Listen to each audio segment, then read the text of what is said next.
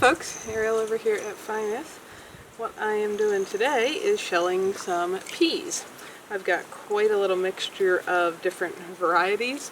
As you probably know if you've been watching the gardening videos all summer, quite a few of my peas didn't do real well this year, but I've still managed to get a good number of pickings. This is maybe the fifth time I've picked them, I think. Anyway, excuse the hummingbirds buzzing behind my head. Burley is apparently ready for his nap today. I can't unfortunately tell you exactly which variety is which because thanks to having done some replanting and so on in an effort to get some more peas to produce, I have managed to lose track of which varieties I put where. So I know I have different ones. I can't tell you which one is which at the moment. I do know that these really pretty cool purple ones, these are beautiful. They grow in a green looking plant, and the pea inside, I can show you if you split it open, the peas inside are green, but the pod is purple. They're really pretty, but I don't think I'd plant them again unless I wanted to do it more ornamentally. They're edible, they don't have as rich and sweet of a flavor as most peas do. They weren't my favorite flavor, though they certainly are very pretty. But other than that, I really like all the rest of them. So I picked the peas that I have a little bit ago, and now sitting here in the shade on the swing and shelling peas is one of my more favorite chores to do. It's something I've always enjoyed, and if I wasn't talking to you guys, I'd be listening to a book or a podcast, probably a book. Anyway, what I wanted to show you guys today is, I guess first, if you've never shelled peas, let's do a little bit of this. I'm sure a bunch of you have, but so here is what, the shelled peas look like. I'm sure almost all of you have eaten peas at some point, but they come out of a pea pod that looks something like that. That one's actually got a kink in it. Most of them are pretty straight looking. And to shell this, so when this was hanging on the plant, it was attached by this end, it bloomed a flower, and then the pea pod, which is the plant seed, grew out of that. Some will occasionally even have, like on this one you can see the bit of the dried up blossom was still attached right there. But then the pea pod forms down here, picked it off the plant like that, and the other end, so it's attached to the plant on this end, if you grab this end and just pinch it with your fingers, it kind of pops open, and then the whole thing splits open, and you just roll the peas out. That's normally how you shell peas. And it's just something I've always enjoyed doing. It's kind of relaxing to sit somewhere and shell them. And all the shells just go back into the compost, which goes back into the garden, because anything I take out of the garden, of course, is, when I grow food in there, and basically what I'm doing is mining out my soil. I'm taking the nutrition out of my soil and eating it.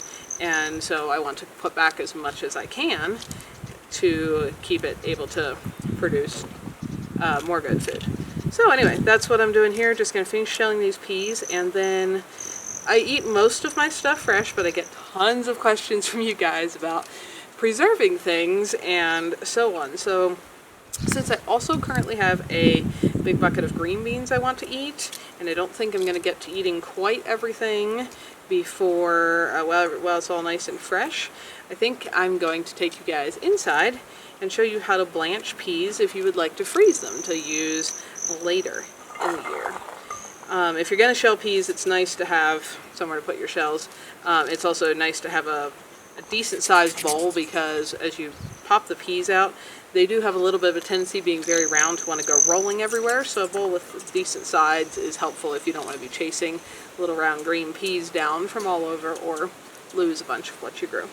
So I'm just going to finish shelling them here while Burley takes a nap under the swing, and then going to go inside and show you what to do with them next.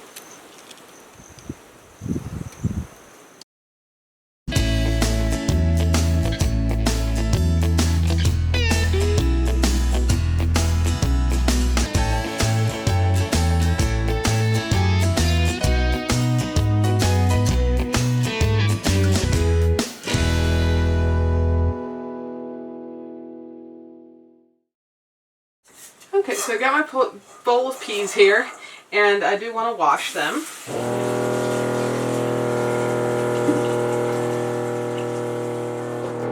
Just going to put some water in that bowl. The main dirt that's in the peas is these little floaty blossoms that were stuck to the ends of a whole lot of the pea pods, and they float. So I've just filled the bowl with enough water to, you know, rattle them around so that everything floats up to the top, and I could just kind of skim them out with no problem at all.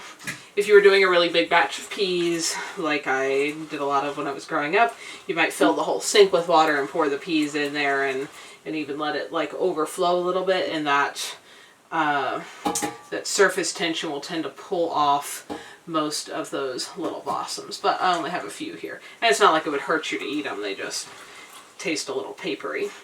So then I'm going to drain my peas through my strainer there. And now, like I said, we're going to keep these to freeze.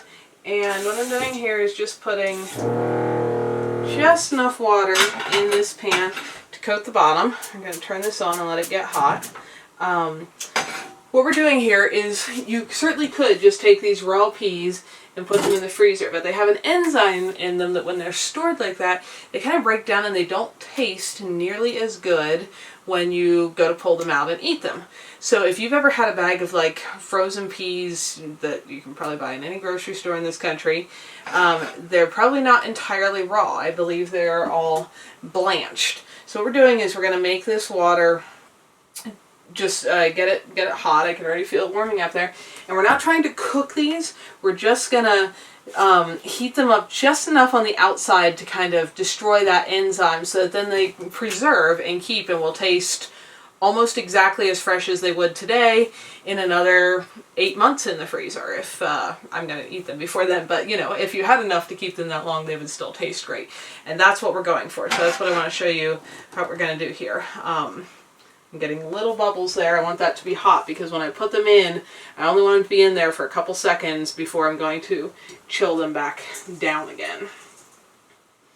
And in preparation for that, I'm actually going to just rinse out this bowl that they were in, make sure we have any dirt that settled to the bottom, and fill it back up a little bit with cold water.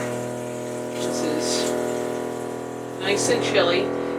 You can even use, again, if you're doing a bigger batch, you probably want to like fill the sink and maybe even put ice in it to make it nice and cold. Where I have this small of a batch, it's not going to warm up that much. So, got hot water here, and I'm just going to pour my peas in. I'm actually going to do this in 2 batches to show this to you well, because you don't want to pile them up here. We're not trying to boil them. We just want like a single layer, and almost instantly the underside of those peas is turning bright green, if you can see that. And I'm going to just basically like roll them all over and let the other side turn bright green. And we're going to pull them out of here and dunk them in our cold water. Just like that. You can see they've just turned nice and bright green. So, I'll pour all my hot water in there. So I'm just doing it like this.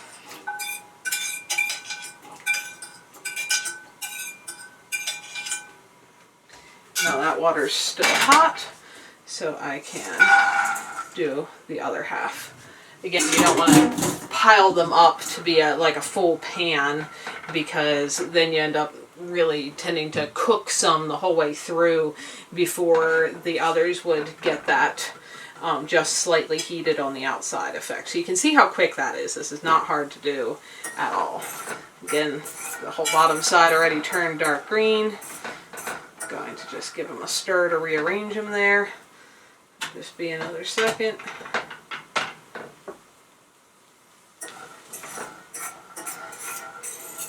We're going to dunk them in our cold water as well.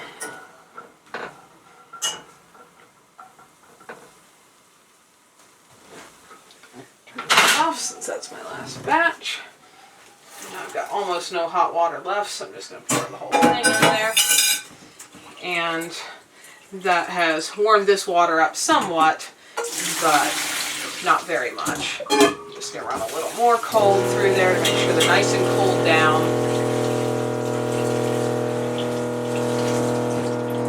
want them to still continue cooking. That's what we're trying to accomplish there. And now we'll just let the moisture drain off a little bit. Then I'm not sure how many I have here. This isn't a whole lot. But these little freezer boxes are the most space efficient thing I've ever found for storing things in limited freezer space. So I think I might only have just over. This is a pint or a 2-cup container. And I thought that would be about. There's a fill line on here. If you're filling it with something really liquid that's going to expand, of course, as it freezes, you shouldn't go over that. I usually try not to anyway, but I'm very close, as you can see, and where there's air spaces already in there, I'm not too worried about the amount of expansion that's going to happen there. So I'm filling that just a little more than I normally would. Now they're just going to sit on the counter for whatever. Probably going to go do something else when I come back in. And they're thoroughly cooled down. Then I'm just going to pop them in the freezer. And these will be, you know, when you pull them out of the freezer, because of the way they're frozen, there's no real liquid in there. You can just kind of squeeze the box like this. They'll all pop loose from each other. And you can cook them up as a side dish of peas for whatever you want to have it in. So that is how I shell and blanch peas to preserve them for the winter. Now if you're going to ask me questions about the freezer, I do have indeed a very small freezer here. I have a whole video describing that if you are interested. I do also have access to keeping I have a full-sized freezer that I used to have in my apartment before I moved into this place, and I do get to keep that in a neighbor's shop. And so it's not super handy. I can't just grab something out of there, but if I do get enough stuff that I can store, which isn't something that happens real often because I do get to eat most of my produce fresh. And if I overflow this, I can put some stuff in there as well, just if you're wondering about that. So when these are all cold, just pop the lid on, and in the freezer it goes. That's how easy it is to preserve delicious peas, to be able to eat them anytime through the whole rest of the year until I would have more producing next year. Hi folks, Ariel over here. Thanks for spending some of your valuable time watching these videos. Hopefully you found something beautiful, educational, interesting, peaceful, relaxing, or useful while you are here. If so, find more videos here, subscribe so you don't miss any updates, and if you like what you found here, feel free to like and share away so that others can benefit as well. You all have a wonderful day.